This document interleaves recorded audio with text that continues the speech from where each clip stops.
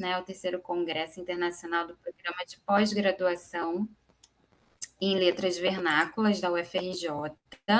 Então, e nesse simpósio, né, de literaturas africanas, e só mesmo alguns informes que a apresentação dura 15 minutos. Quando faltar 5 minutos, né, eu aviso aqui no chat para vocês. E eu também vou colocar a lista de presença aqui também, vou disponibilizar. Ok? Passo a palavra para a professora Rosemary. Um ótimo simpósio. Quero dar também as boas-vindas a todos, agradecer a presença e agradecer, sobretudo, o convite, porque eu fico muito feliz, né, de participar, porque eu fui aluna da UFRJ, graduação, mestrado, doutorado, e agora estou dando aula na Universidade Federal Rural do Rio de Janeiro. Então, assim, a gente fazer essa ponte, né, entre as universidades, eu acho muito interessante, muito válido, e fico feliz, então, com o convite para participar do simpósio. E vou já passar, já expliquei que a gente vai seguir a ordem das mesas, quem chegou para assistir já fica sabendo que a gente vai seguir a ordem, embora esteja um colega ainda não tenha chegado, mas, entretanto, ele vai chegar. Então, agora quem vai falar para a gente vai ser o Tiago Souza da Cruz, né? Ele é doutorando da Unesp, então a gente está recebendo aqui um colega lá da Unesp, uma alegria, Unesp de Assis, né, no programa de Literatura e Vida Social, mas tem graduação em Pedagogia, né, pelo Centro Universitário Ítalo-Brasileiro, e graduação em Letras pela Universidade Estadual Paulista Júlio de Mesquita Filho. E ele atua principalmente nos temas literatura, poesia e África, e na legislação, Lei 10.63903, Literaturas Africanas de Língua Portuguesa, e é professor de língua portuguesa na Prefeitura Municipal de São Paulo. Ele vai apresentar para a gente um trabalho, a comunicação, mediações culturais de leitura das literaturas africanas de língua portuguesa. Tiago, seja muito bem-vindo, a palavra é sua. Muito obrigado, professora. Eu vou tentar compartilhar, e aí a gente começa. Vamos lá.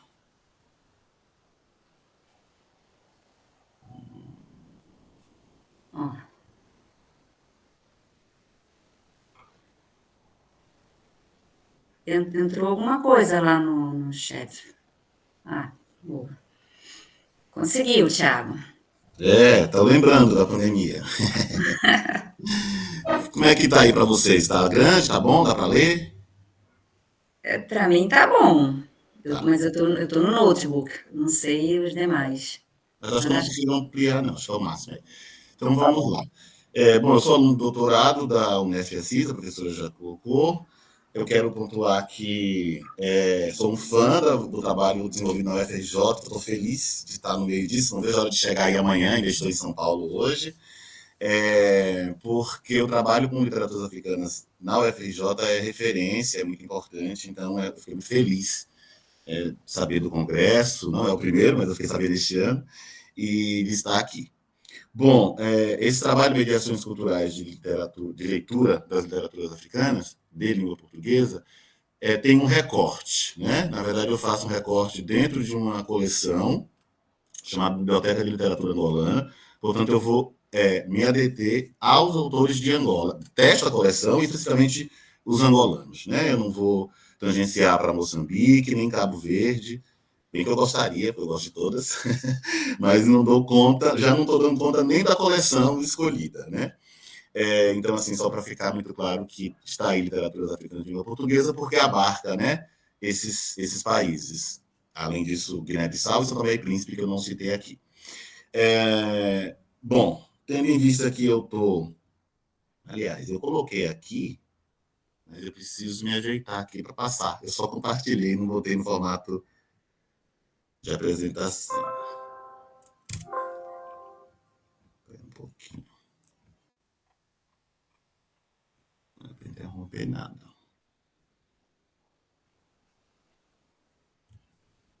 Vamos lá. E aí, passou para vocês? Gente? Tá na primeira ainda. Ainda não, Tiago. Estranho. Eu já passei aqui para a segunda. Embora dê para ver bem, se conseguisse, né, ampliar assim, só de maneira que não ficasse aquelas laterais com os diferentes slides, ficasse só um, ia ficar um pouquinho maior, talvez ficasse melhor. Agora entrou o segundo. Ah, tá. Então tem um delay, gente. Isso. Certamente tem um delay, porque para mim já estava no segundo, e aí. Tá. Agora voltou. Não, voltou porque eu voltei. Tá. Tá bom? Então a gente vai ter que ter um pouquinho de paciência no delay. Mas eu programei para ser nos 12 minutos, fiquem tranquilos. Ok. Entrou aí quanto à crítica da crise, é uma citação do Martim Barbeiro, que é um teórico escolhido aí para nortear, né, a minha metodologia no doutorado. É um livro publicado na casa aí com vocês. Vocês conseguem me ver do ladinho, sim? Eu que não vejo ninguém, fico cego aqui. Vocês estão me vendo? Sim, Tiago. Ele só ainda está no primeiro slide mesmo. A segunda. Ok. Quando entrar, vocês me avisam. Esse livro, que é publicado pela Casa UFRJ, do Jesus Martim Barbeiro, dos meios das mediações, é um livro muito usado no pessoal da comunicação, né? Mas ele é um livro que pode ser usado em qualquer disciplina. O Martim Barbeiro é da antropologia e da sociologia, e eu escolho ele porque ele seleciona a América. Ele é nascido na Espanha, mas ele escolhe viver na Colômbia e escolhe trabalhar com a América Latina e também Brasil, né? Entrou, gente, o segundo slide? Ainda não. Olha que coisa. Agora eu vou voltar, gente, e vou me ater. Eu queria muito que vocês vissem a coleção, que é a foto dos livros da coleção. Eu vou ter que voltar, porque eu não posso ficar esperando esse tempo todo, tá? Tem uma citação do Martim Barbeiro, que diz assim: quando a crítica da crise convoca a crise da crítica, é o momento de redefinir o campo mesmo do debate. Quando eu fiz o mestrado, eu estudei literatura africana e língua portuguesa, e aí sim, no geral, porque eu estudei o currículo da Unesp Assis, que teve essas literaturas introduzidas em 1993 pela professora Tânia Macedo, que depois vai para a USP, se torna uma referência nos estudos de literaturas africanas. E eu fui aluno, né, da Tânia, no ano que ela saiu para a USP, e o professor Rubens assumiu literaturas africanas. Então, eu vou estudar o currículo de africanas lá, como que isso se configurou naquele lugar tão distante que é o Unesp Assis. E aí eu descubro que tem uma relação com a USP, com a UFRJ e com a Federal de Minas. Então, ali eu entrevisto os professores, 3 professores da casa, da Unesp, e na defesa houve uma sugestão da professora Vima, que é de africanas na USP, de eu ampliar isso para o doutorado. Eu não pensava em fazê-lo, como de fato muda um pouquinho, e aí eu digo, não, eu quero estudar literatura mesmo, não quero ficar entrevistando professores, né, de literatura, eu quero ir para o texto. E aí eu vou para essa coleção. Só que eu não consegui fugir das entrevistas. Por quê? Eu faço a ideia é entender como que isso se dá na academia. Como que essa mediação do texto literário, no caso específico dessa coleção de Angola, circula nos cursos de letras. Como que isso atende à Lei 10.639, pensando que a licenciatura em letras vai refletir, né, com uma mão de obra no ensino básico. Não que o ensino superior não deva atender à lei, mas me interessa a partir do ensino superior para chegar nas escolas do ensino básico, que é onde eu atuo, né, onde eu sou professor. Bom, mas de qualquer forma a pesquisa ela está muito focada nessa coleção chamada Biblioteca de Literatura Angolana, que é uma pena vocês não verem. Não aparece para vocês? Entrou agora. Que ótimo. Bom, eu pulei a citação, depois eu volto nela. Essa é uma parte da coleção, tá? Essa coleção é dividida, ela está atrás de mim aqui. São esses 2 volumes, pré-independência e pós-independência de Angola, né? E ela é editada em 2004 por uma empresa muito conhecida nossa, que é a Odebrecht, né? Isso me interessa muito. Por que a Odebrecht fez uma coleção de literatura, patrocinou uma coleção de literatura angolana, né, lá no país de África. Bom, nós sabemos que tanto a Odebrecht como a Vale do Rio, a Vale, né, só Vale hoje, elas exploram os países falantes de língua portuguesa, hoje o que eu chamaria de uma neocolonização, no sentido neoliberal mesmo da palavra. E isso eu vou explorar também no doutorado, mas não tenho tempo de aprofundar aqui esse debate. Mas só para provocar e aguçar vocês, porque será que a Odebrecht patrocina essa coleção? Então, essa coleção é composta por 22 livros e 24 autores, né? Porque tem um de poesia que tem mais de um autor. 2 livros de poesia. Acaba sendo quase uma coletânea. Eu passei para o outro, né, também, para vocês verem. Não está na íntegra, tá, a coleção, porque seriam muitos slides e não seria necessário. Ela está na internet, está no São Google, fácil de encontrar os nomes. A coleção não é. Foi um trabalho enorme eu consegui essas 2 caixas. Acredito que na biblioteca do FRJ tenha. Porque ela foi distribuída para as universidades. Por que eu fiz esse recorte de estudar as IESs? Porque essa coleção no Brasil ela foi entregue para as universidades públicas, até onde eu tenho conhecimento.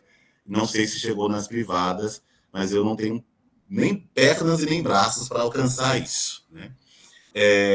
Eu vou me ater a algumas universidades públicas que entende-se que receberam essa coleção. A Unesp Assis recebeu e a USP também eu já verifiquei. Bom, estou passando, não sei se vocês estão vendo algo diferente, mas por enquanto eu estou só apresentando a coleção, a capa, né, e o box da coleção. Aqui eu gostaria de saber se vocês visualizam professores universitários. Sim? Eu não vejo vocês. Já está aparecendo esse, a letra está um pouquinho pequena, mas dá para ver sim. Tá, mas eu vou ler para vocês. Bom, porque é um dos... Eu não tenho um corpus, não tenho uma corpora. É uma briga com o meu orientador, né? Porque ele disse que eu preciso resolver por um doutorado, por uma tese, que eu estou querendo fazer 3 teses de doutorado. Ele disse que uma é entrevista aos professores, a outra é a coleção e a outra é a falar da mediação de literaturas africanas de língua portuguesa nas universidades públicas. Bom, eu acho que eu tenho uma corpórea de dois corpos aí, que são as entrevistas com os professores e a coleção que vocês já visualizaram. Eu pretendo entrevistar, então, professores da Universidade Federal do Rio de Janeiro, a USP, a Estadual de São Paulo, a Unesp, mas especificamente a Araraquara, porque a CIS eu já fiz isso no mestrado, a Federal de Minas, a FMG, a Federal da Bahia, isso no Brasil são essas universidades escolhidas, e em Angola, a Universidade Agostinho Neto, e em Lisboa, a Nova de Lisboa. E aí todo mundo diz, você vai ter pernas para isso? Eu não sei ainda, eu quero, isso é o que eu pretendo. Meu orientador é louco para tirar metade disso. Bom, essa é a parte da entrevista. E para tanto analisar essas mediações que acontecem ou não nessas universidades que eu citei em relação a essa coletânea, eu lancei mão de alguns teóricos que já se desdobraram, já mudaram, e etc. Estão lá, né? Mas, assim, entraram outros teóricos. O primeiro deles é o Noah, né? Quem estuda literaturas africanas aqui conhece, ele é de Moçambique, um importante ensaísta de literaturas africanas. Ele não só se atém à literatura de Moçambique, mas também tangencia para as outras literaturas de língua portuguesa. Já atuou no Brasil, na Nova de Lisboa, e ele é o nome aí de África. O outro é o Martim Barbeiro, quem eu já falei. Deu meu tempo? Estou sentindo um sussurro aí. Deu não, né? Você vai avisar quando faltar 5 minutos, né, Fernanda? Acredito isso, Thiago, faltam 5. Eita, olha que eu estou atento. Sentiu. Então, o outro é o Certeau, em francês. Martins, a maravilhosa Leda Maria Martins. O Homi Bhabha. O Foucault, de que eu não consigo abrir mão. Se alguém pesquisar lá a minha dissertação, O Foucault é uma coisa, uma perseguição. O Bourdieu, que foi um teórico da dissertação, e o Bourdieu é para as entrevistas, né? É mais para analisar mesmo as entrevistas e para falar um pouco de campo. A ideia de campo, aí me atendo ao campo universitário, ao ensino superior. E o Zumthor por causa da questão da oralidade. Mas outros autores já entraram, mas não temos tempo para falar deles agora. Podemos depois comentar. Não passa. Aí tem os objetivos da pesquisa. Mais objetivos, esses são os principais. Eu tenho lá, se não me engano, 5 objetivos. Um objetivo amplo e 5 objetivos. Então, analisar a mediação a partir da ideia de literatura e colonização nas literaturas africanas de língua portuguesa, na cultura hegemônica do Brasil, Portugal e Angola. Eu não sei se cabe hegemonia para Angola, mas isso eu vou descobrir quando eu estiver lá. Analisar o tipo de relação que os textos selecionados apresentam no contexto acadêmico com a cultura hegemônica nesses países. Analisar a receptividade desses textos em universidades específicas do Brasil, que são aquelas que eu citei, Portugal e Angola. O que explica tal relação, considerando o contexto sócio-histórico de cada um desses países.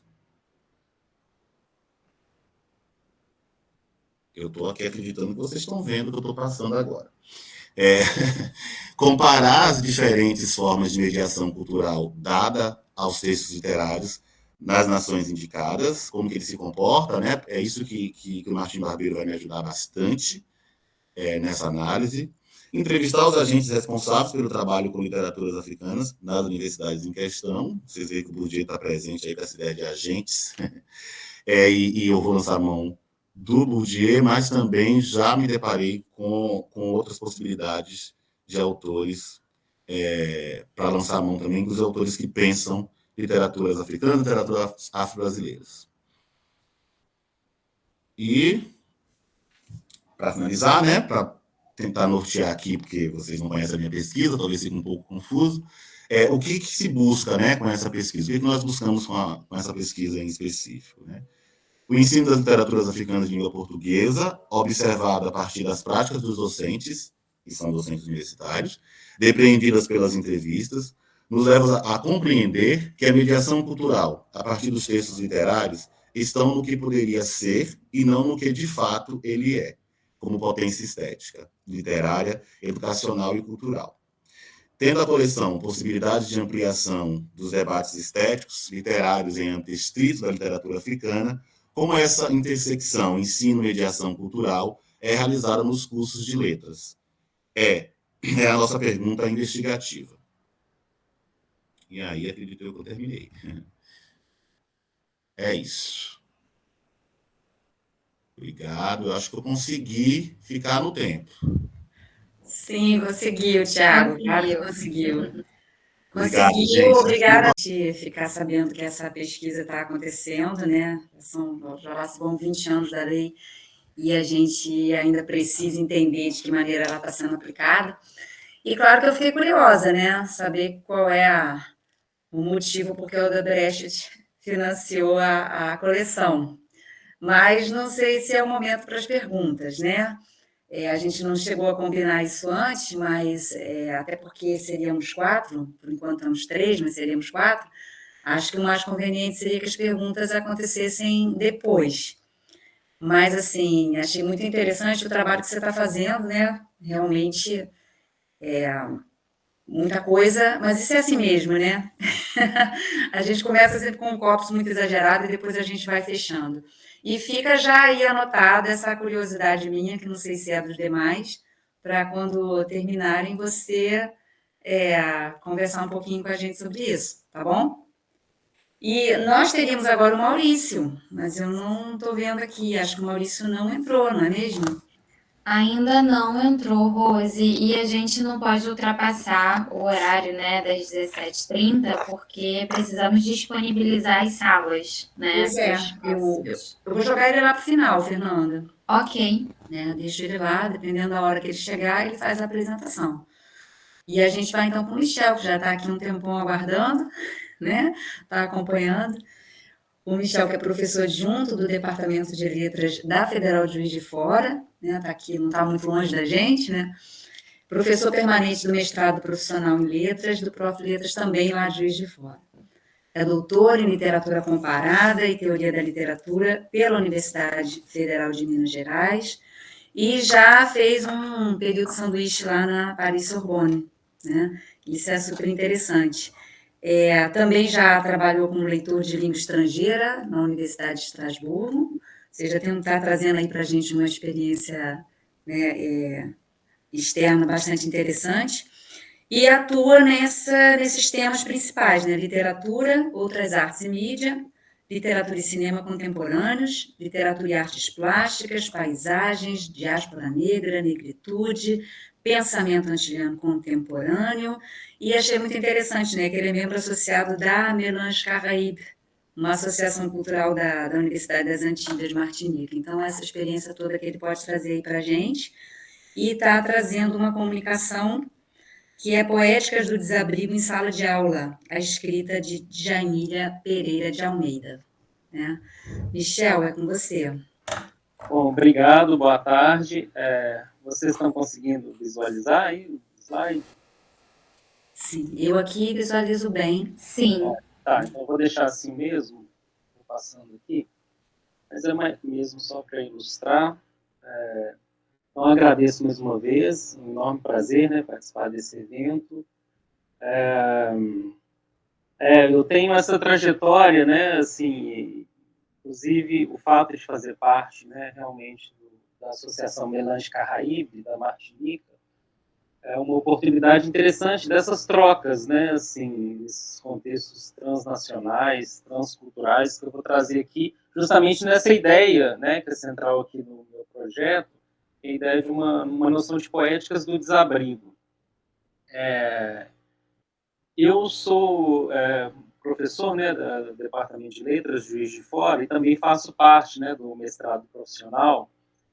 E nesse sentido, eu acho que minha apresentação dialoga bastante, né, com a apresentação do professor Tiago, porque o meu intuito também é de pensar isso que eu estou nomeando de uma poética, ou poéticas do desabrigo, em sala de aula, né, na educação básica, também levando em consideração a Lei 10.639 e a Lei 11.645, né, que complementa essa lei, né, que diz respeito à obrigatoriedade do ensino de história, cultura africana e afro-brasileira no currículo escolar, com esse objetivo, né, de almejar uma educação, né, alcançar essa educação para as relações étnico-raciais, né, e que também gira em torno de questões de um letramento, né, que a gente pode pensar aqui de letramento racial, enfim.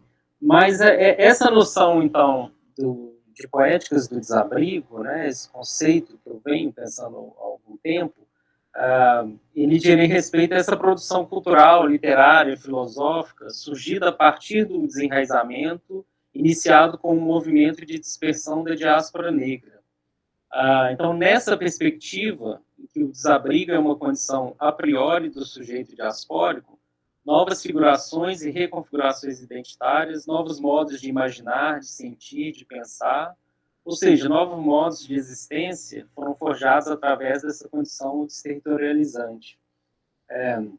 Então, para pensar um pouco esse conceito, né, de poéticas do desabrigo, eu vou partir de 2 livros, e aqui eu vou falar especificamente de um só, né, por conta do tempo, que é da Djamila Pereira de Almeida, né, um é Luanda, Lisboa, Paraíso, de 2018, 2 romances, né, e o outro Esse Cabelo, de 2015, né.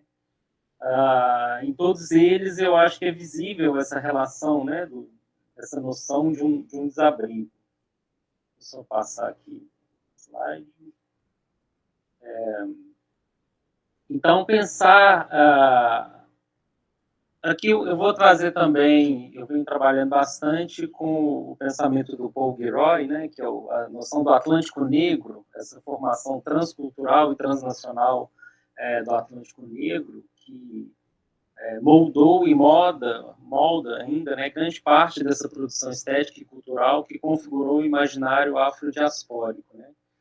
Então, a gente teria aqui o exílio, a errança, a migração, o deslocamento, desterritorialização, trânsito contínuo e o desabrigo, né?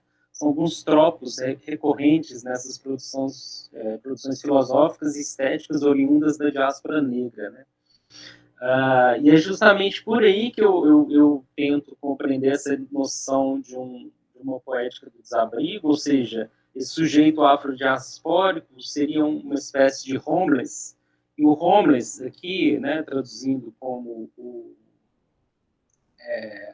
desabrigado, ele faz referência aqui também, é uma referência a um livro, né, do poeta Edmilson de Almeida Pereira, em que ele traz essa noção, e o próprio Edmilson, né, a falar a respeito disso, ele comenta que nós, brasileiros negros, somos ainda homeless, né, desabrigados na nossa própria casa.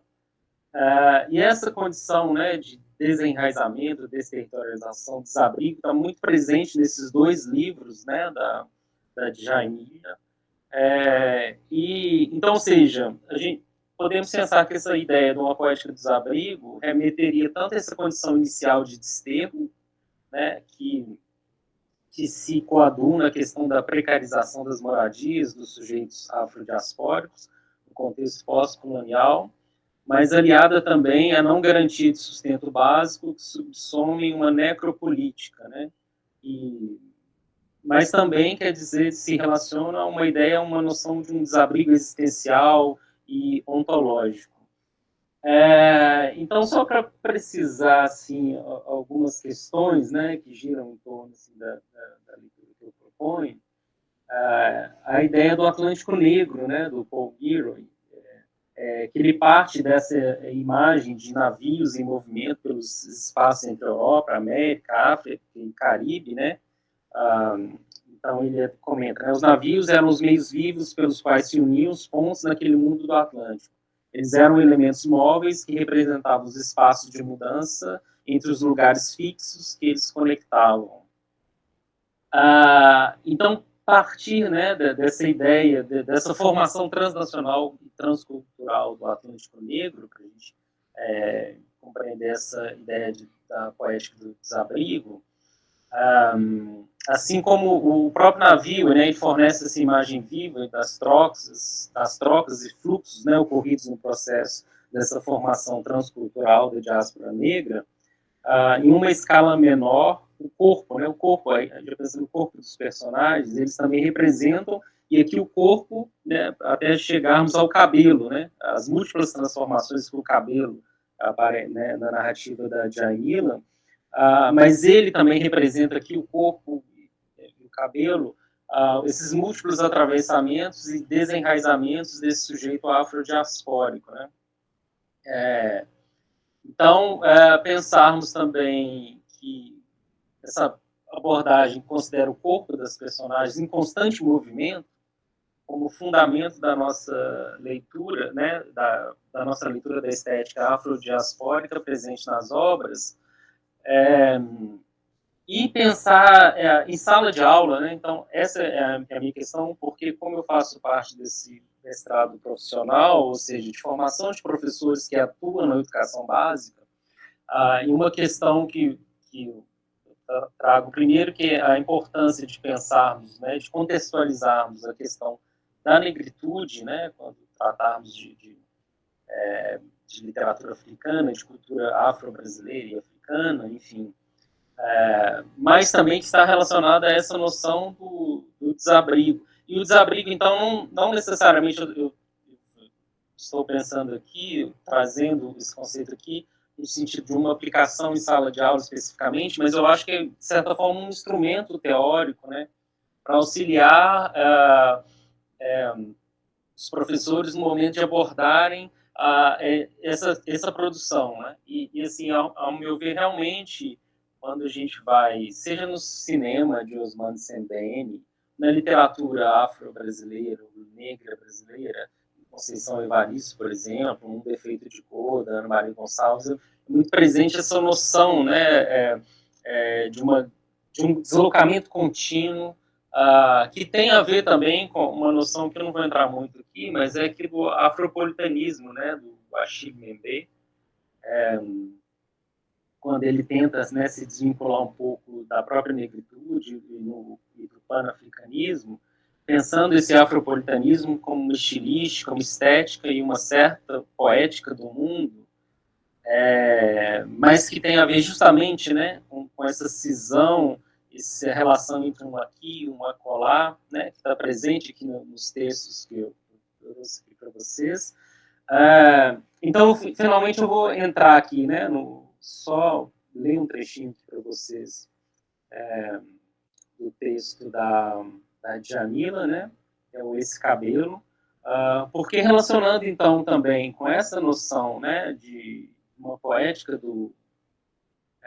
um afropolitanismo, né, dessa estética afropolitana, que é uma maneira de ser no mundo também, de estar, de habitar o mundo, sob o signo, né, da mestiçagem cultural, ou dessas imbricações de mundos e de signos, né, de signos em circulação, signos em circulações através, né, desse mundo do Atlântico Negro.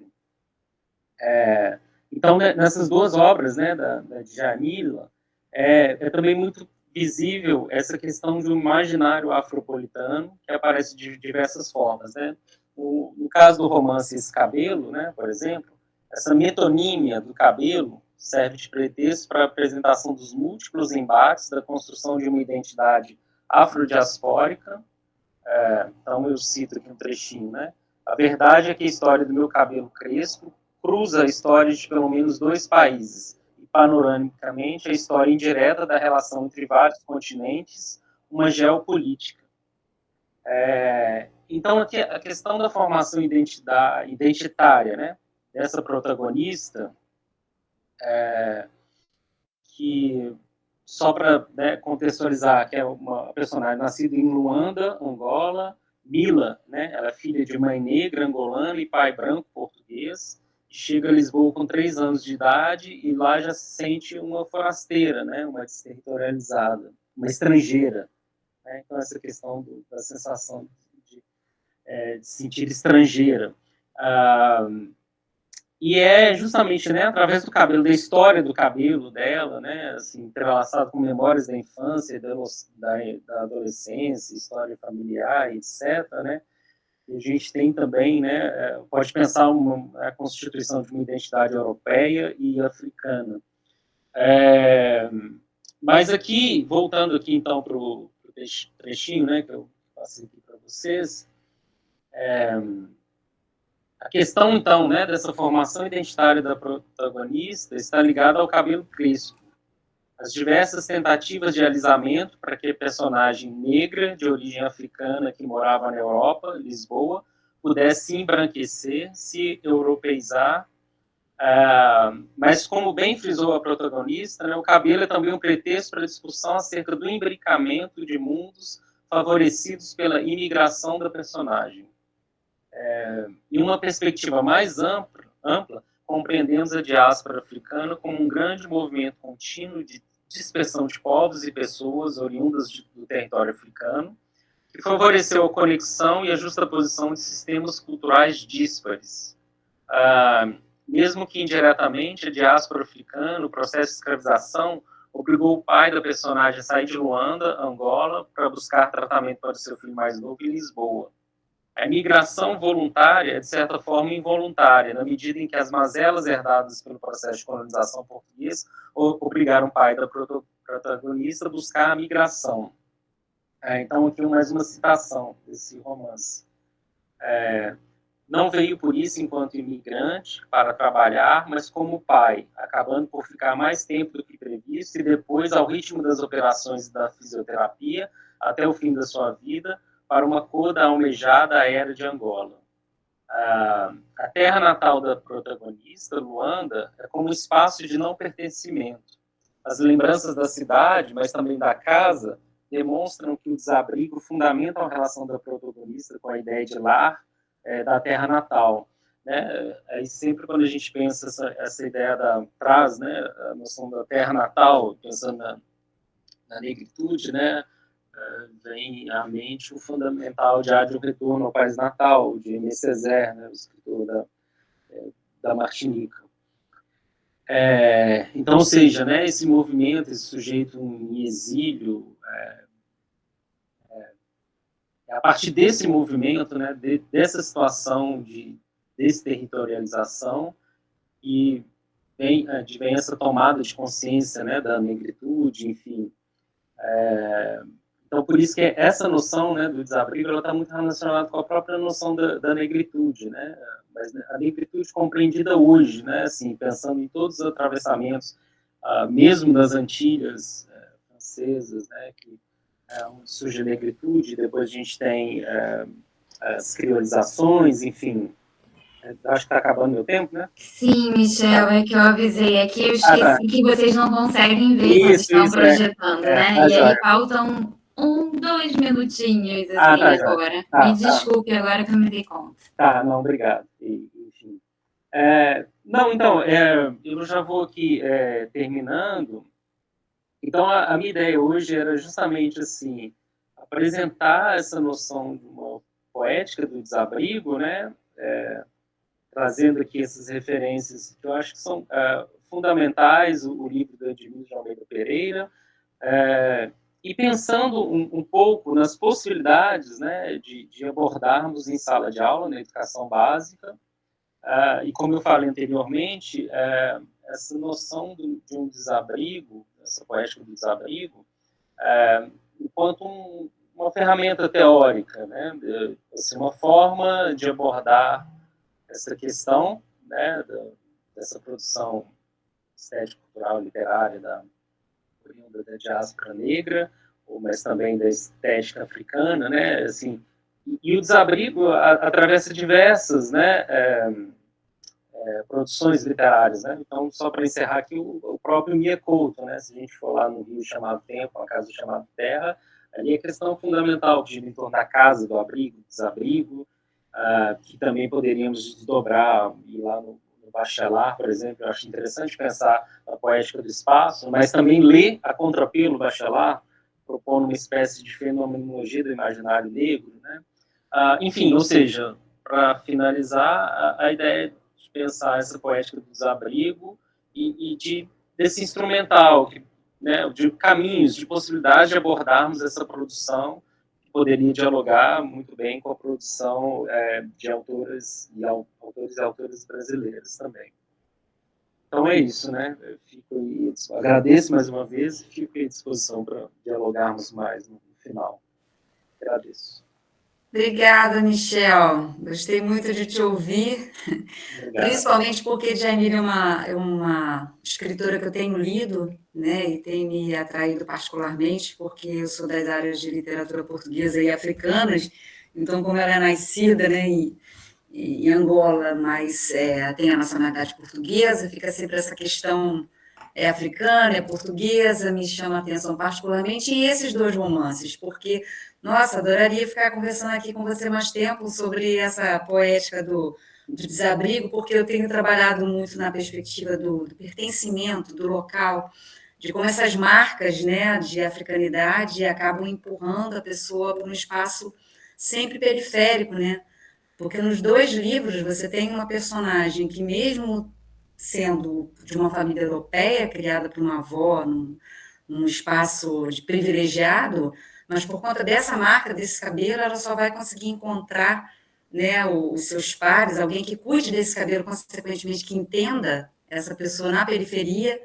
E Luanda, Lisboa, Paraíso, que é um assimilado que até ocupava um lugar central dentro da colonização, vai ser empurrado também para uma periferia. Então, assim, o que eu tenho lido, né, dialoga muito, eu adoraria conversar mais e eu espero que surjam perguntas aí mais para o final, para a gente conversar mais um pouquinho, né? E sem falar que articulou super bem com o Thiago, porque a proposta é essa, né? Como a gente vai levar isso para a sala de aula, então tá ótimo. E, bom, como o Maurício ainda não chegou, a gente vai passar para a Letícia. Letícia que já está aqui desde cedo aguardando, né, Letícia? Prestando atenção aí em todo mundo. Né, a Letícia que cursa, né, o doutoramento em estudos românicos na Universidade de Lisboa.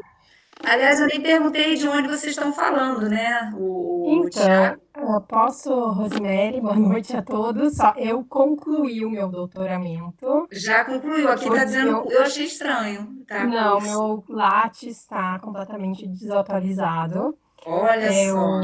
concluí o doutoramento no final de 2019. e é justamente um minúsculo recorte do meu doutoramento aqui que eu vou trazer nessa apresentação. Como você consegue isso? Ficar desde 2019 sem atualizar esse Lattes? Que a gente fica com as pessoas em cima da gente o tempo todo, vai ter visita do MEC, vocês têm que estar com o Lattes atualizado. Como é que você consegue essa façanha? Tem que Eu ensinar para a consigo gente. a façanha que eu, digamos que tirei alguns anos sabáticos, Tá certo. forçadamente. Você está falando de onde? Eu falo de Veneza e trabalho na Universidade degli Studi di Verona, onde eu ensino língua portuguesa, variedade brasileira, e aqui conhecido como português brasiliano. E então continuei aqui no exterior, tive algumas questões e etc. E acabou que eu não tirei esses anos sabáticos. Eu tive 2 gêmeas, que agora têm 3 anos, então realmente eu tive a Teve que parar, intenção né? de... Exato, foi uma escolha e agora espero retornar.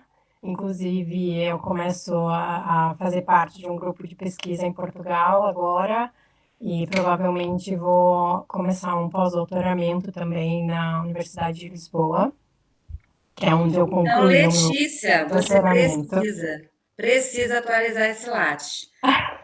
E que bom que você curtiu muito as suas filhas, né? Porque houve uma professora minha, quando eu estava terminando a graduação, e ficou um pouco decepcionada por saber que eu não ia seguir logo, né, com os estudos, com o mestrado, que ela me disse uma coisa que eu nunca esqueci, né? A vida profissional sempre pode ser retomada. Então, quando a gente sente que precisa parar, tem que respeitar e depois a gente retoma. Então, seja bem-vinda, fico feliz que você esteja participando aqui dessa mesa, Obrigada. até É porque acredito. exatamente isso que eu pensei mesmo. Agora o momento pede uma pausa e quando chegar o momento certo eu retomo. E agora, para mim, é o momento certo. Poxa, aí, ó, se não tivesse rolando greve, eu ia te visitar. Mas pronto, isso já é uma questão pessoal. Pelo menos o Lattes está atualizado na questão dos temas que você trabalha, né? Sim, Língua sim, portuguesa, literatura de língua portuguesa, Guiné-Bissau, sim. memória, identidade, nação, pós-colonialismo, língua italiana e literatura italiana. Então vamos ver como é que a Letícia, né, essa especialista aí também na literatura italiana, língua e literatura, vai trazer para a gente esse tema, né? Ela vai falar sobre a comunicação dela entre a utopia e a distopia na prosa guineense, Amílcar Cabral e a alegoria do lixo. Fiquei muito curiosa. Letícia, é contigo. Ok, obrigada. Mais uma vez, boa noite. Não, boa tarde. Aqui no meu caso já são 10 da noite a todos. Eu vou me ater um pouco ao que eu preparei escrito, porque senão eu vi que eu não consigo falar muita coisa. No meu doutoramento eu tratei um número muito grande de obras, entre romances e contos, e aqui, neste pequeno recorte, eu me propus também a trabalhar algumas obras, obviamente que eu não vou poder me estender muito aqui na apresentação, mas que depois, escrito, e se alguém tiver interesse, a minha tese está disponível no site da Biblioteca da Universidade de Lisboa, e ali eu trabalho, então, mais abrangentemente com estas obras. Vou ver se eu consigo aqui colocar a apresentação que eu preparei.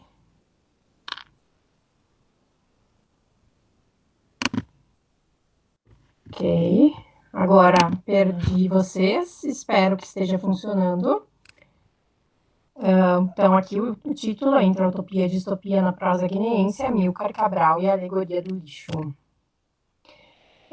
Etimologicamente constituída como um não-lugar, a utopia pode ser vista como processo de concepção, e aí eu cito a Fernanda Castro, de um lugar imaginário cristalino que se quer como lugar existente que contribui para a reconstrução ou construção social do indivíduo e da comunidade em momentos de cataclismo.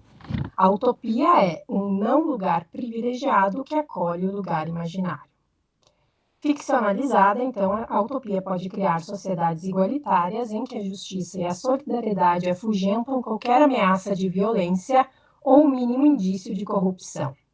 Para Ernest Bloch, longe de ser uma modalidade abstrata, noção somente superada, segundo o filósofo, quando o socialismo foi capaz de elevar a utopia ao patamar científico, a vontade utópica autêntica, como ele chama, ao invés de almejar ao infinito, busca o meramente imediato e pode, assim, evidenciar e criticar as problemáticas sociais do próprio momento histórico. Isso porque, inerente à natureza humana, aparecem aqueles que Bloch denomina sonhos diurnos, isto é, a esperança e o desejo de felicidade individual e coletiva que levam o ser humano a desejar um futuro justo e cheio de possibilidades, e que não o permite se conformar com o precário que aí está, não permite a resignação.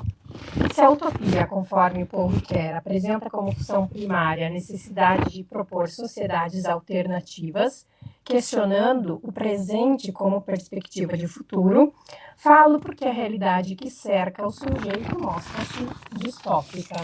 E aí, nesse sentido, e aqui é a citação que eu coloco da Fernanda Castro, a utopia e a distopia são faces da mesma moeda e compartilham entre si a consciência que o homem tem da realidade física. Então, a partir destas concisas acepções, eu posso pensar, então, nos 3 últimos capítulos de Memórias Somânticas, que é um romance do Abdullah Sila, publicado em 2016, em que as reminiscências do colonialismo e da luta pela libertação cedem lugar à realidade distópica que a seguiu. A narradora dá convicção de quem vê, e aí cito alguns trechos da obra do Sila. Firmado na árvore da dignidade e fraternidade, a própria Guiné de harmonia, de paz e de progresso, esplêndida e gloriosa, passa a desilusão, a certeza da derrota, de ter perdido, e aí cito de novo Sila, porque ganhou gente que defendia valores contrários àqueles pelos quais nos batemos ontem.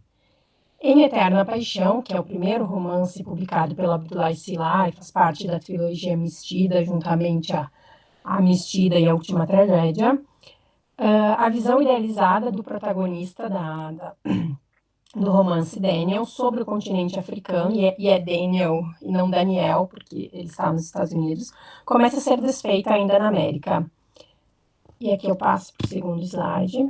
Nesse sentido, torna-se fundamental sublinhar que a distopia transparece na prosa guineense frequentemente por meio de conexões com os discursos do grande líder da luta armada pela libertação do país, o Amílcar Cabral. Esses sublinham, então, de um lado, o projeto utópico de liberdade, de justiça, de solidariedade que promoveu e justificou a guerra, mas que não se consolidou após o fim da luta pela libertação.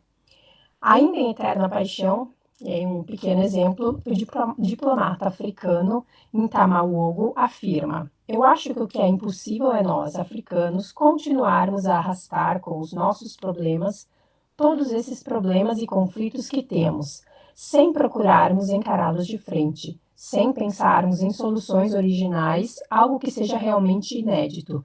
Precisamos de imaginação e de cabeças que saibam pensar. Ou seja, então, a necessidade dessas cabeças capazes de pensar, de desenvolver e aplicar novas ideias para a prosperidade do continente, usa-se a imprescindibilidade de que essas tomem por alicerce a realidade local.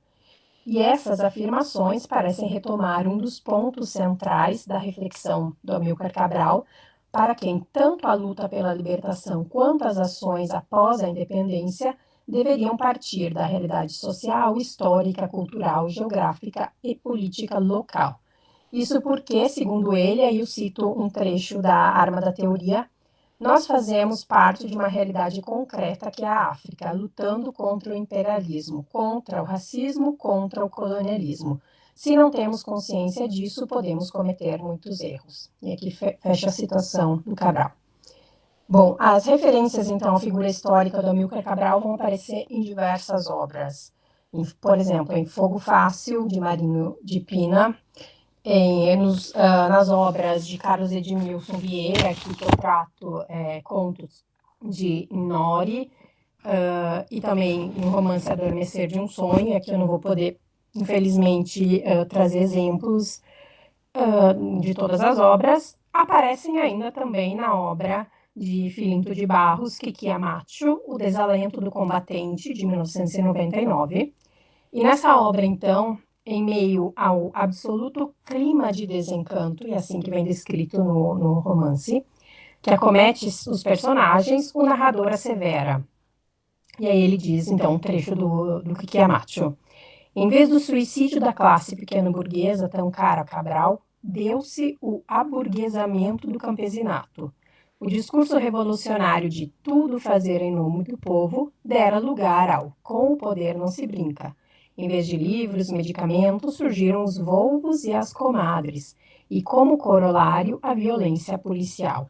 E aí eu trouxe aqui, então, um trecho de um discurso do Cabral, também presente na Arma da Teoria, em que ele diz exatamente isso, e a parte que eu coloquei em negrito aqui é a parte a que o Barros se refere no romance, que diz, então, isso significa que para desempenhar cabalmente o papel que lhe cabe na luta de libertação nacional, a pequena burguesia revolucionária deve ser capaz de suicidar-se como classe. Um discurso muito famoso do Amílcar Cabral. E ele foi pronunciado, esse discurso se encontra nos fundamentos e objetivos da luta nacional em relação com a estrutura social, pronunciado na primeira Conferência de Solidariedade dos Povos da África, da Ásia e da América Latina, em Havana, na plenária de 6 de janeiro de 1966. Passo adiante. A constatação desse tipo de referência, capaz de interpor citações literais e personagens históricos às sequências narrativas ficcionais, que é muito comum em toda a prosa guineense que eu analisei, pode então ser analisada a partir do conceito de metaficção historiográfica. É o conceito que eu escolhi analisar, então, essa presença do histórico, que proposto então pela Linda Hutt, e da ideia de que esta metaficção historiográfica procurou abrir-se para o mundo. Ela é então uma paródia seriamente irônica que muitas vezes permite a duplicidade contraditória de situar-se tanto dentro do discurso histórico, ainda que se recuse a ceder à própria autonomia como ficção. E aí cito a Hutt. Os intertextos da história assumem um status paralelo na reelaboração paródica do passado textual, do mundo e da literatura. Cabe-se destacar aqui, então, que a possibilidade de analisar a produção literária guineense a partir do conceito de metaficção historiográfica passa por algumas constatações essenciais, como a relação entre o moderno e o colonial e, consequentemente, entre os seus pós. Para Umibaba, através de suas revisões críticas formuladas em torno de questões de diferença cultural, autoridade social e discriminação política, as perspectivas pós-coloniais revelam, e aí cito, os momentos antagônicos e ambivalentes no interior das racionalizações da modernidade e conseguem, assim, fundamentar um discurso da diferença cultural em termos transnacionais, em termos tradutórios. Eu vou me basear também aqui no Walter Mignolo para utilizar esse termo ainda numa perspectiva de, como ele diz, descolonizar a pesquisa. E ele diz que, mesmo que seja evidente que nas críticas culturais contemporâneas há duas formas de criticar a modernidade, uma a partir das histórias e legados coloniais, e aí o pós-colonialismo, o pós-ocidentalismo e o pós-orientalismo, e a outra pós-moderna, a partir dos limites das narrativas hegemônicas da história ocidental. A modernidade marca tanto as nações e impérios da Europa quanto os povos subjugados e seus contradiscursos de resistência. E aí, então, eu cito, por isso, se a modernidade consiste tanto na consolidação da história europeia, e aí o projeto global, quanto nas vozes críticas silenciadas das colônias periféricas, histórias locais, pós-modernismo e pós-ocidentalismo, colonialismo são processos alternativos de oposição à modernidade por parte de diferentes heranças coloniais e em diferentes situações nacionais ou neocoloniais. Então, nesse sentido, aqui pensando então na metaficção historiográfica, a incorporação textual desses passados intertextuais como elemento estrutural constitutivo da ficção pós-modernista funciona como uma marcação formal da historicidade, tanto literária como mundana. Fecha a citação da Hutch. Não se pode deixar de destacar, e voltando lá para a parte da citação do Filinto de Barros, que a alusão à marca Volvo, que se refere ironicamente aos altos dignatários da nação, isso porque se pode mesmo falar em volvocracia na Guiné-Bissau, do poder exercido pelos proprietários desses carros, símbolos da elite dirigente. Isso quem nos diz é a Moema Parente Alguel. Letícia, com licença, só para avisar dos 5 minutinhos, tá bom? Ok. Não é um caso que os personagens pertencentes à elite local repetidamente aparecem nas obras literárias dirigindo um Volvo. Em Mistida, também, mesmo que construídos ficcionalmente, por mais absurdos que os personagens e os fatos possam parecer, eles têm inspiração na realidade. E aí eu cito um trecho da Moema Alguel, em que ela diz: em pessoas reais, deformadas e caricaturadas, impossíveis de serem reconhecidas, mas nem por isso menos verdadeiras, nem menos ameaçadoras, pois faz parte da arte de convencer lançar mão de recursos do horror. Sem dúvida, levar em conta que o autor teve em mente também uma dimensão paródica ao delinear seus personagens pode constituir um caminho e uma chave para a compreensão plural do texto neste romance tão instigante. E aí, assim, dessa forma, então, a paródia, pensando sempre na metaficção historiográfica, como o conceito da Linda Hutch, capaz de promover paradoxalmente uma confrontação direta com o problema da relação do estético com o mundo de significação exterior a si mesmo, com o mundo discursivo de sistemas semânticos socialmente definidos, o passado e o presente, ou seja, com o político e o histórico, mostra-se como o principal recurso narrativo adotado por Szilah, no caso de Mistida. Percebe-se ainda que, ao contrário desse mundo idealizado, que marcou a utopia mobilizadora da luta pela libertação nacional, a imagem metafórica que caracteriza a grande desilusão advinda a partir da autonomia política da Guiné-Bissau, reiterada em diversas obras ficcionais, é o lixo. E aí, então, nas diversas obras, romances e livros de contos, eu vou ter esse lixo que vai tomar a cidade, que vai tomar tudo, que vai tomar o lugar de todos. Tem o Inkikiamacho, tem Contos de Memória de Carlos Edmilson Vieira. Em Mistida, a Moema Alguel diz, inclusive, que o lixo é uma das personagens principais da obra. E aqui eu coloco um pequeno trecho de Mistida, porque, apesar, então, dessa desilusão expressa pelos vários personagens de Mistida, o final da narrativa convida a esperança, que se materializa com a remoção do lixo. E aqui esse pequeno trecho. Havia muita gente, diversas máquinas a remover o lixo. Parecia a maior festa que jamais fora organizada naquela terra. As toneladas de lixo acumuladas durante vários anos de sujidade e escuridão iam sendo finalmente evacuadas. Vou ter também Kikiamacho, aqui eu não posso trazer, infelizmente, os exemplos. Bom, e aqui eu concluo, então. Dessa forma, as obras referidas demonstram a consciência de que, conforme Inocência mata, a utopia, e cito, a utopia burócrata, isto é, aquela que se institui como programa burocrático, substitui a utopia político-social. E essa função é um traço da distopia, uma implicação natural quando a vitória pertence aos vencidos, uma vez que a tomada do poder pela revolução pode ser considerada uma incoerência entre termos.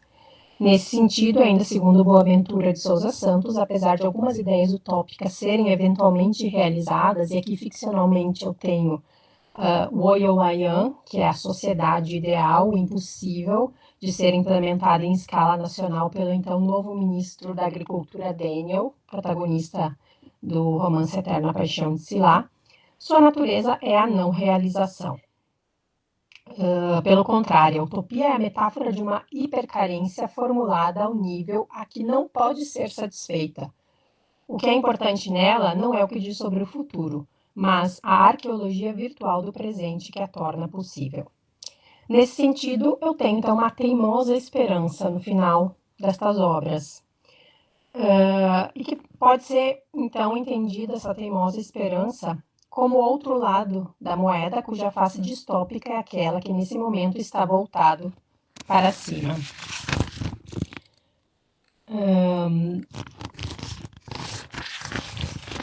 Quero encurtar um pouco aqui, mas falo ainda sobre o Boaventura de Souza Santos, como nova epistemologia e psicologia. A utopia tanto recusa o fechamento do horizonte de expectativas e de possibilidades e da subjetividade do conformismo, quanto cria as alternativas e também a vontade de lutar por elas.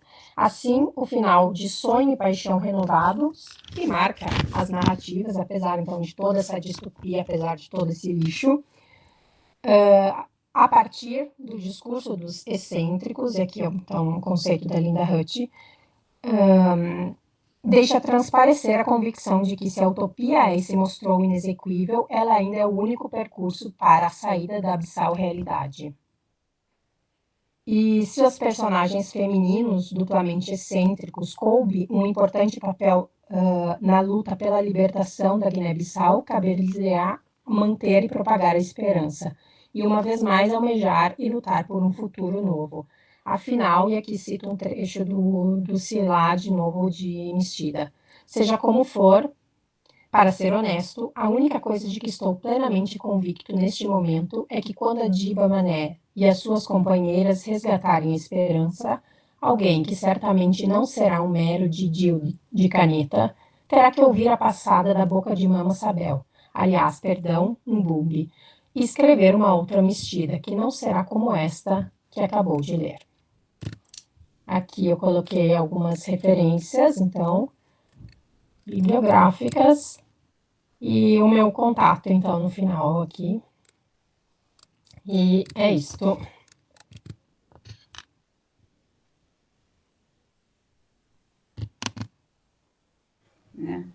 Obrigada, Letícia. Ok. O tempo é pouco, né, Letícia? Para apresentar um trabalho concluído, a gente lamenta muito, mas infelizmente para conseguir dar conta, né, de juntar um conjunto de trabalhos, não tem que ser só uma apresentação mais curta. É uma pena porque as obras elas são muito difíceis de serem encontradas. A literatura guineense ainda é uma literatura que tem uma publicação bem restrita, poucos exemplares. Por exemplo, eu trabalhei com as obras da Odete Semedo, de Gênia e Soneá, e eu não consegui os livros, só cópias, por exemplo. Então, eu gosto quando eu consigo trazer um pouco mais também de trechos das obras, justamente por essa dificuldade em se conseguir ter acesso.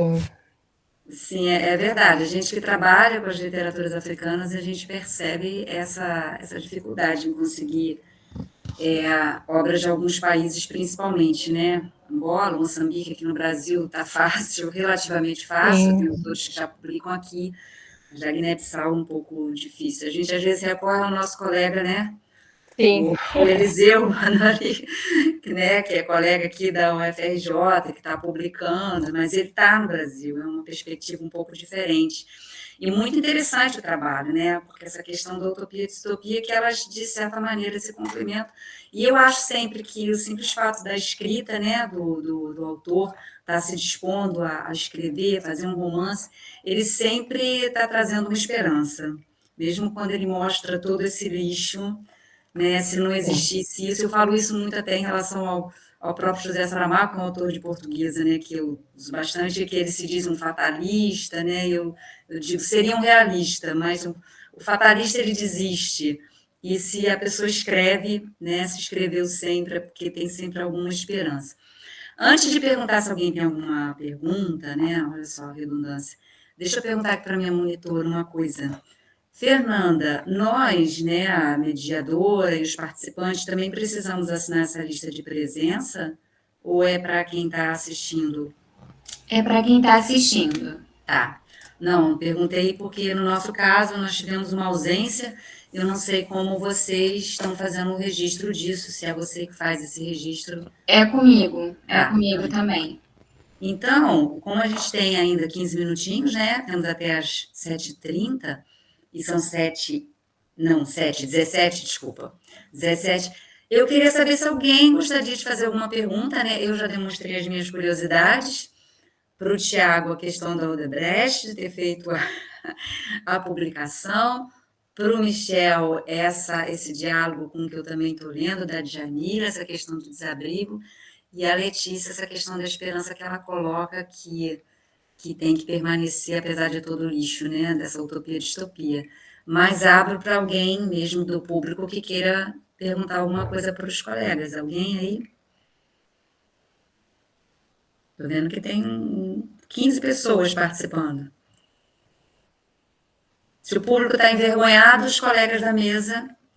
Tiago, satisfaz a minha curiosidade. Você chegou a descobrir por que a Odebrecht financiou? Ou se faz parte da obrigação deles de dar uma contrapartida pelo que destrói, né?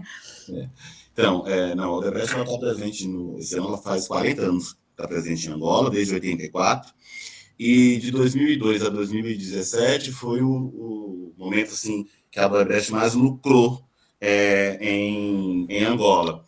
Então, ela foi demandada assim, pelo governo a estar em algumas frentes. Entre elas, né, o União dos Escritores de Angola faz uma solicitação que ela patrocine a coleção Biblioteca de Literaturas de literatura angolana, tá? Mas assim, daria um debate longo sobre essa relação neocolonial da Odebrecht com Angola.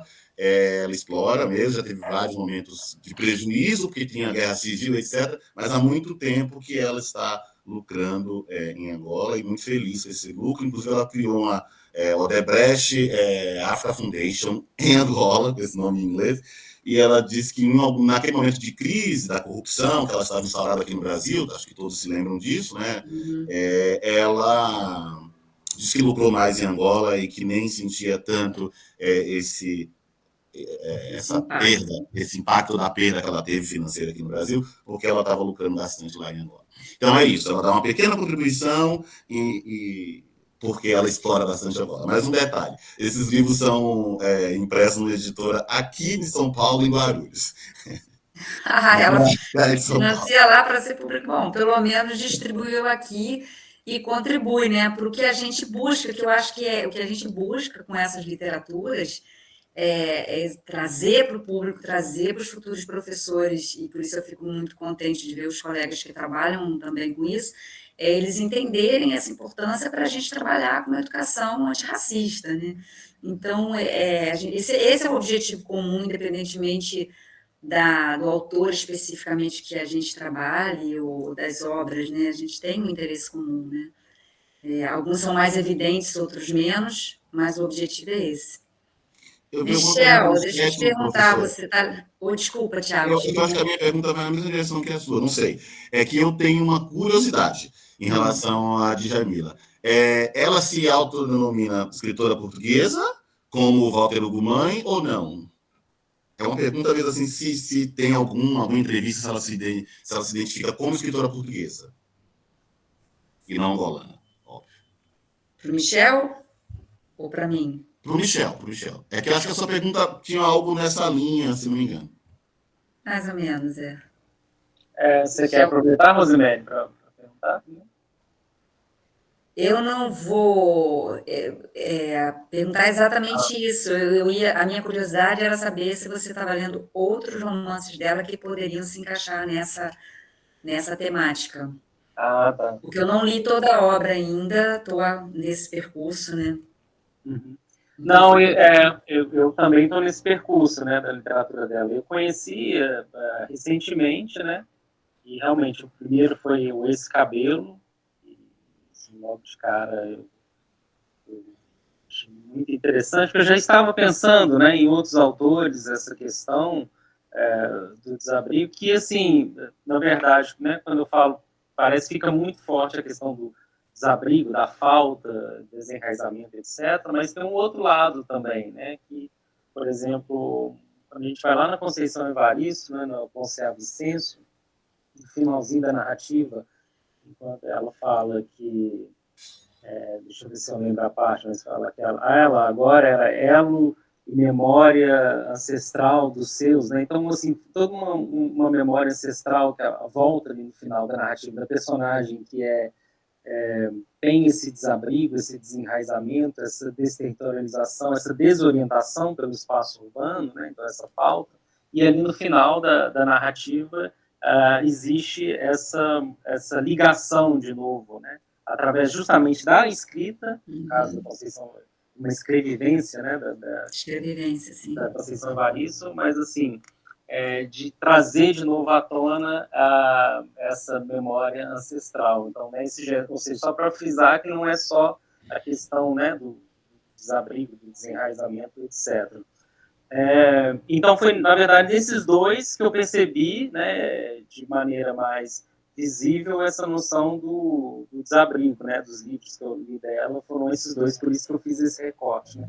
Os dois têm o tempo todo essa relação, né, do aqui, o acolá, e também pensar um pouco nessa estética afropolitana, né, que eu achei bem traz, para diferenciar de uma negritude, de um panafricanismo.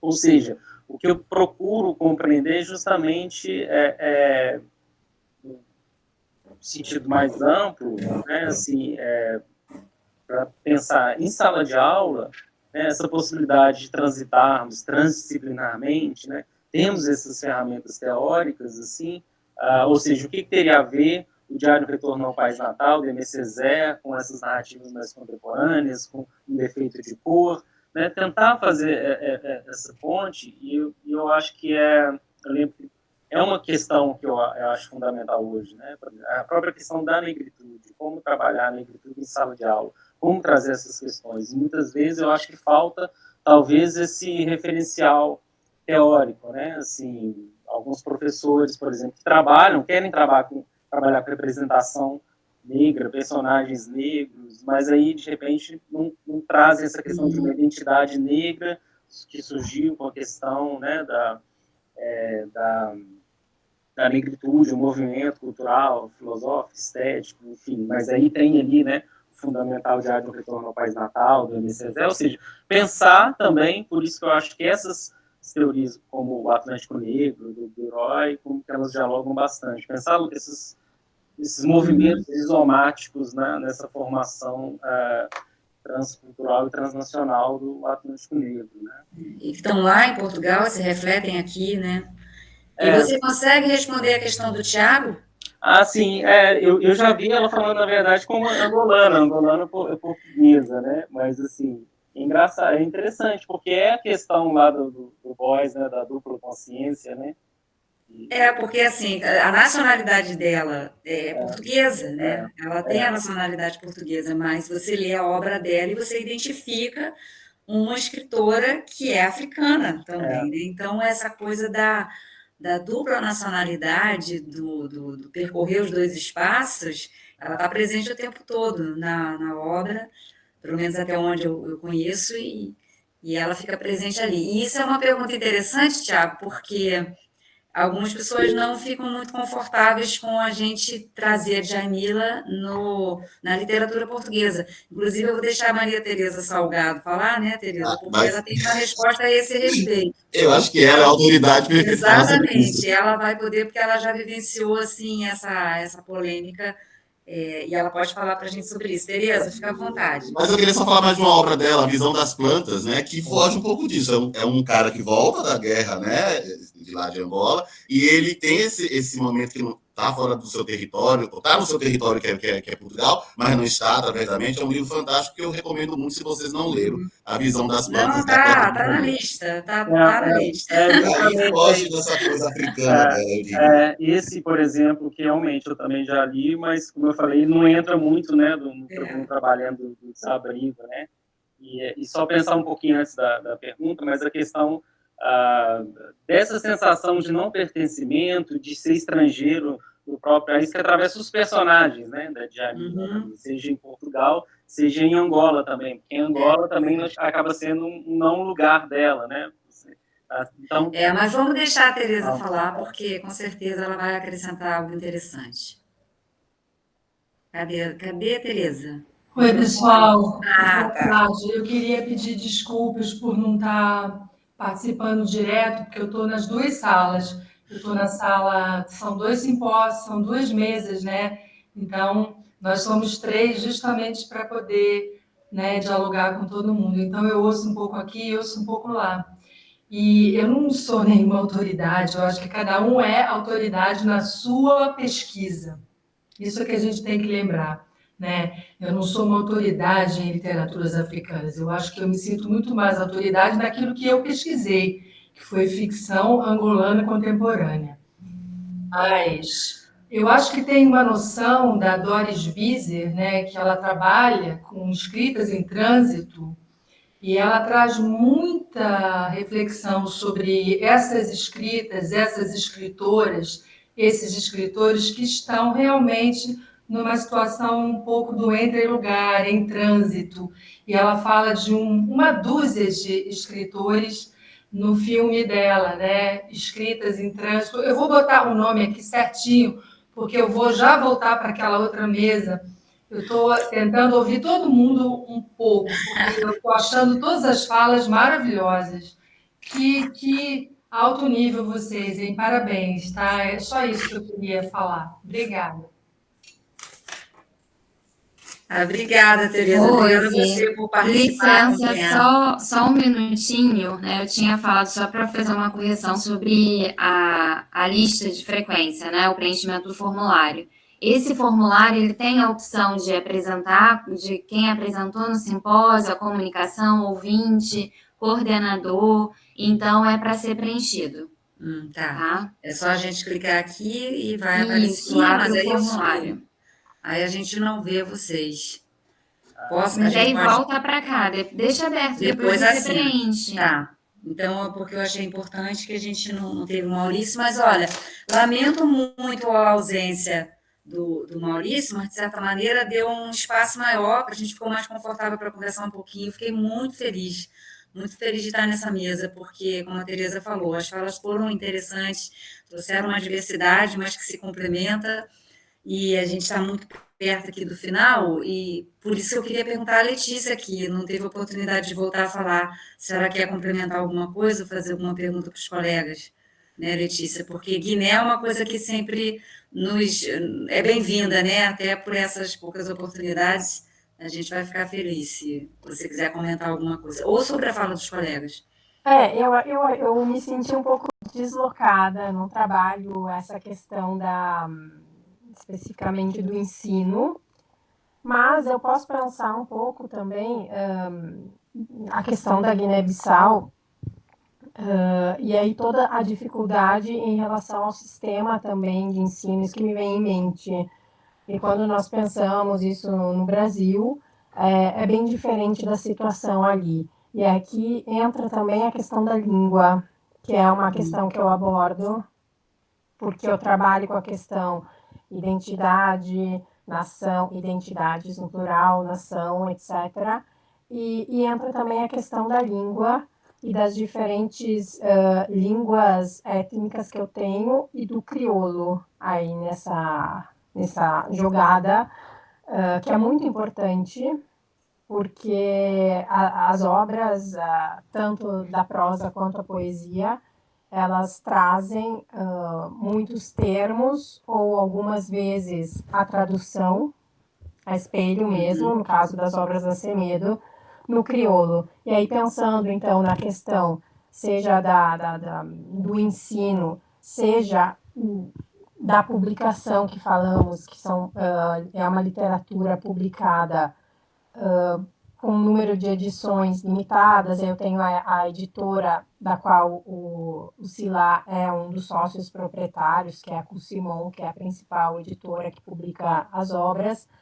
Eu tenho também a questão de quanto essa literatura ela é lida na própria Guiné. Pensando também que é uma questão que a Alguel levanta e é uma questão que eu me deparo também e que sempre me vem em mente quando eu trato dessa questão quando eu penso na questão do ensino. É interessante que o Silá, por exemplo, nas obras dele, ele traz muito a ideia da importância dos professores. E um personagem importante é o professor.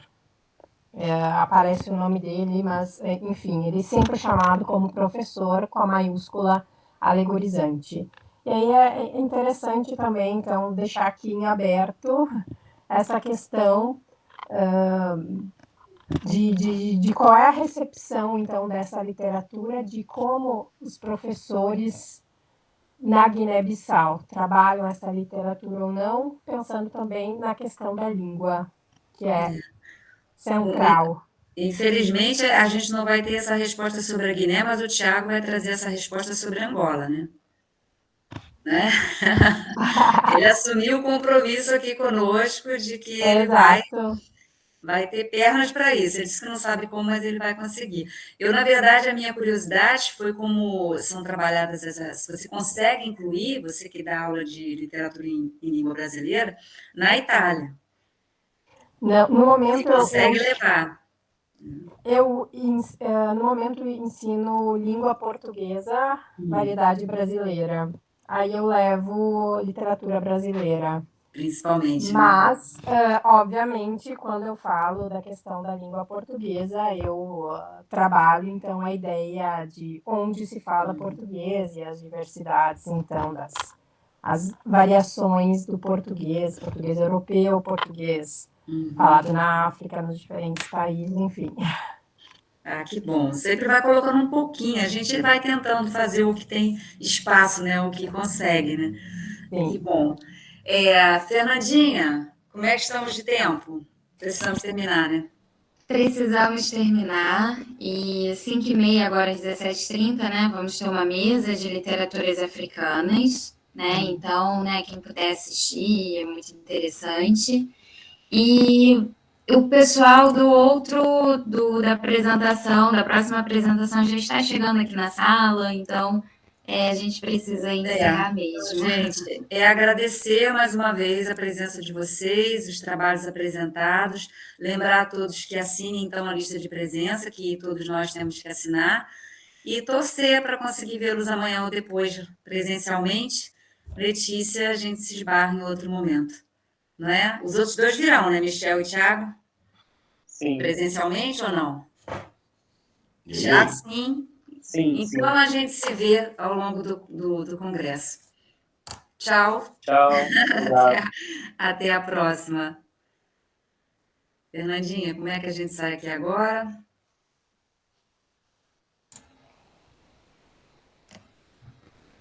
Só sair, Rose. Mas não tem que preencher aqui primeiro, não? Pode preencher depois? Não, você já abriu, né? Já. Então, agora da sala consegue sair.